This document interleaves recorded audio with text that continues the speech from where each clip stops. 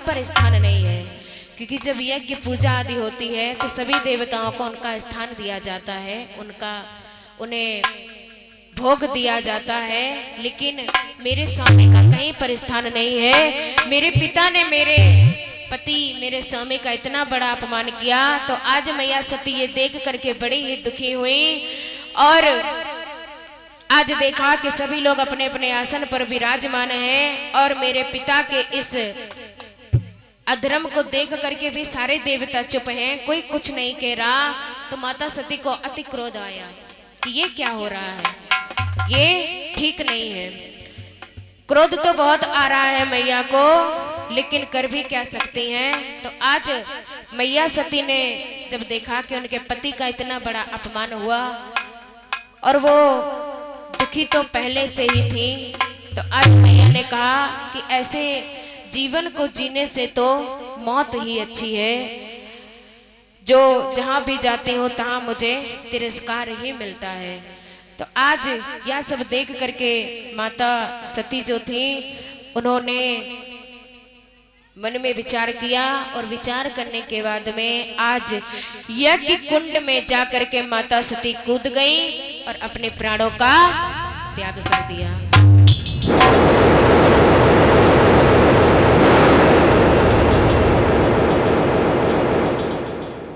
तो इधर माता सती ने आज अपने देह को त्याग दिया और जैसे ही इस दृश्य को जब नंदी ने देखा है तो आज नंदी और वाकी के गणों ने वहां उत्पात मचा दिया। सारे ही यज्ञ की जितनी भी सामग्रियां थी सबको इधर उधर बिखरा दिया और आज वहां सब सेनाओं के साथ में वो सब युद्ध करने लगे। तो एक गण जो था वो कैलाश पर्वत में दौड़ के आया और भोले बाबा को सारी बात बताई। तो आज भोले बाबा बड़े क्रोध में अपनी एक जटा को झटका है तो उसमें से एक रुद्र पैदा हुआ और जब उसमें एक रुद्र पैदा हुआ तो आज भोले बाबा ने उस रुद्र को आदेश दिया कि जाओ और जा करके उस अहंकारी प्रजापति दक्ष का सर धड़ से अलग कर दो, क्योंकि उन्हें प्रजापति का जो पद मिल गया था, इसीलिए महाराज दक्ष जो थे उन्हें अपने ऊपर बहुत अहंकार हो गया। तो आज जैसे ही उस रुद्र को आदेश दिया है भोले बाबा ने, तो आज वो रुद्र पहुंच गया है कहाँ? भोले बाबा के आदेश के अनुसार आज वो रुद्र पहुंच गया महाराज प्रजापति दक्ष की सभा में। और जैसे ही सभा में पहुंचा है तो जितने भी देवता आदि थे वो तो सब अपने अपने धाम को चले गए। बचाने का तो बहुत प्रयास किया लेकिन उस रुद्र के आगे किसी की भी नहीं चली और उसने आज प्रजापति के सर को धड़ से अलग कर दिया।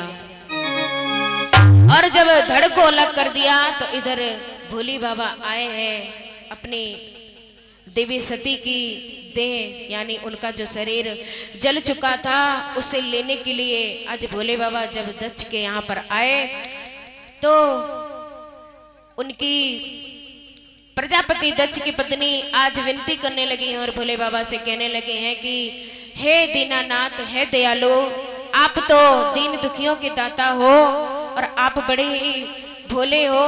मेरे स्वामी ने जो किया है उसके लिए उन्हें क्षमा कर दो और हम आपसे उसके लिए क्षमा मांगते हैं।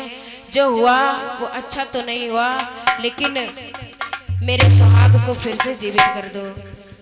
तो आज अपनी सासू माँ की इस तरह बातों को सुन करके आज भोले बाबा ने, क्योंकि उन्हें प्रजापति दक्ष के अहंकार को दूर करना था, तो उन्होंने क्या किया, प्रजापति के सर पर एक बकरे का मोड़ लगा दिया, एक बकरे का सिर लगा दिया। और बकरा क्या बोलता है? मैं माने जो भी हूं बस मैं हूं।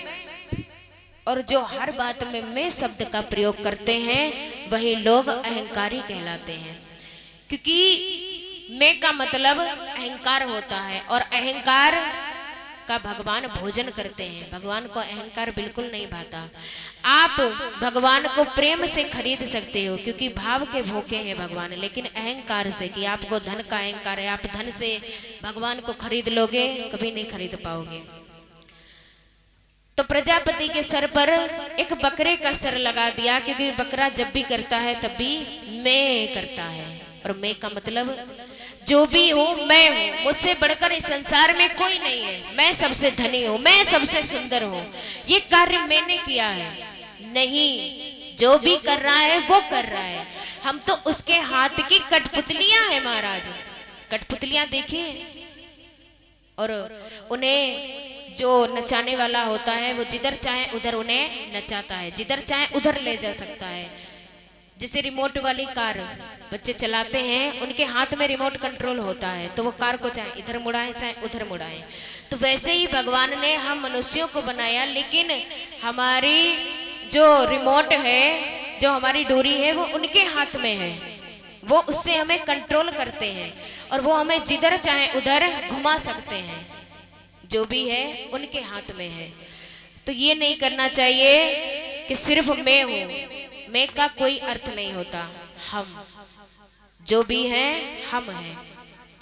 और दुख आए तो कहो कि ये हमारी कोई परीक्षा है जो भगवान ले रहा है, और जब सुख आए तो कहो कि ये भगवान की कृपा है जो भगवान आज हमें सुख दे रहा है। दुख आए तो उसे याद करो, उसके नाम को जपो, और दुख आए और जब सुख आए तो उसका धन्यवाद करो। लेकिन मनुष्य उल्टा करता है, जब दुख आता है तब तो दिन रात राम राम राम राम राम राम, राधे राधे राधे राधे, हमारो भगवान ऐसो काम कर दो, फलानो कर दो, ढिमाको कर दो। और जब सुख आती है तो भगवान एक साइटम कर दे, तूने भूल ही जाते कि हाँ कहूँ भगवान है। तो ये तो स्वार्थ का प्रेम है। लोग मंदिर में जाते हैं, हजारों मन्नतें करते हैं महाराज, अरे कभी धन्यवाद भी कराओ। किसका? भगवान आपने हमें 84 योनियों के बाद में मनुष्य देह धारण को करने को मिलती है।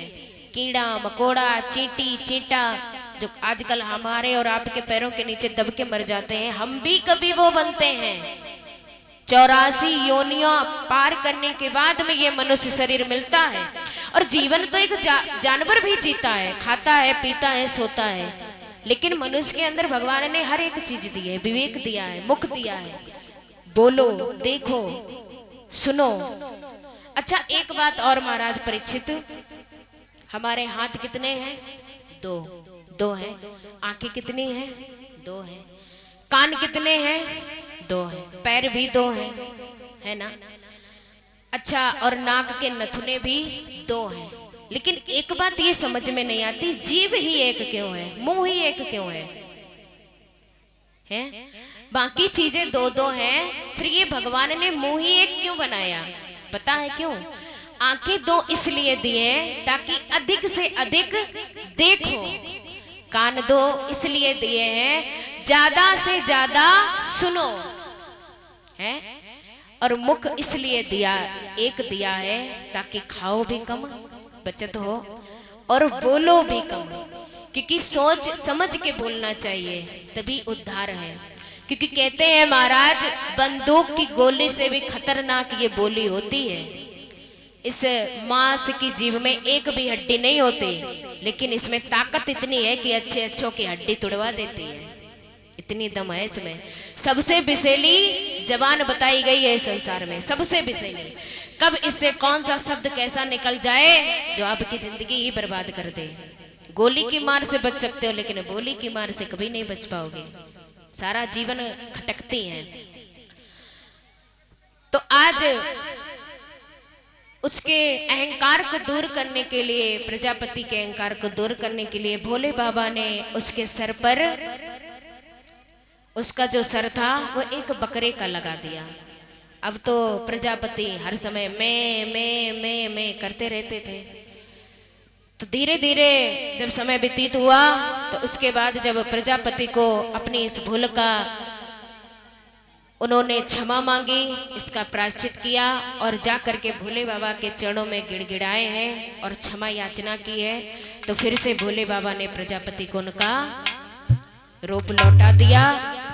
और इधर जो माता सती की देह को आज भोले बाबा अपने हाथों में लेकर के जा रहे हैं। बड़े ही दुखी हैं भोले बाबा, और उनके इस दुख उनके इस दुख और विलाप को देख करके आज सारी सृष्टि बड़ी ही भयभीत हो रही है।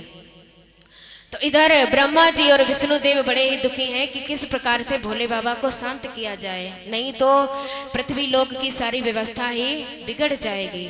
तो कहा जाता है कि ब्रह्मा जी ने निवेदन किया विष्णु जी से और सती जी के, कोई कहता है कि 51 उनके शक्तिपीठ जो उनके शरीर के टुकड़े हुए थे वो 51 हुए थे, कोई कहता है 108 हुए थे। तो सब अपनी अपनी भाषा में कहते हैं कि जब चक्र चला था तो माता शरीर के जो अंग थे वो चक्र द्वारा जो कटे थे उनके शक्तिपीठ बने हैं इस भारत लोक में। कोई 108 बताता है, कोई 51 बताता है। सब पुराणों में अपनी अपनी बात लिखी है महाराज। तो वही शक्तिपीठ कहलाए और हर एक शक्तिपीठ पे एक भैरव बाबा रहते हैं जो कि माता की हमेशा रक्षा करते हैं। तो इधर जब चक्र चलाया तो आज माता सती का जो अंग था वो कट कट के पृथ्वी लोक पर आकर के गिरा है और शक्तिपीठ में स्थापित हो गया। और इधर सब देवताओं ने नारायण जी ने भगवान भोले बाबा को समझाया है कि अपने दुख को त्याग दो और प्रसन्न हो जाओ। जो हुआ अच्छा तो नहीं हुआ, लेकिन अब कर भी क्या सकते हो, इसलिए अब शांत हो जाओ वरना पृथ्वी लोक की सारी व्यवस्था गड़बड़ हो जाएगी। तो सभी देवताओं ने भोले बाबा को बहुत समझाया और इधर माता सती, इधर उनका देह संस्कार हुआ और इधर हिमाचल के यहाँ मैया सती ने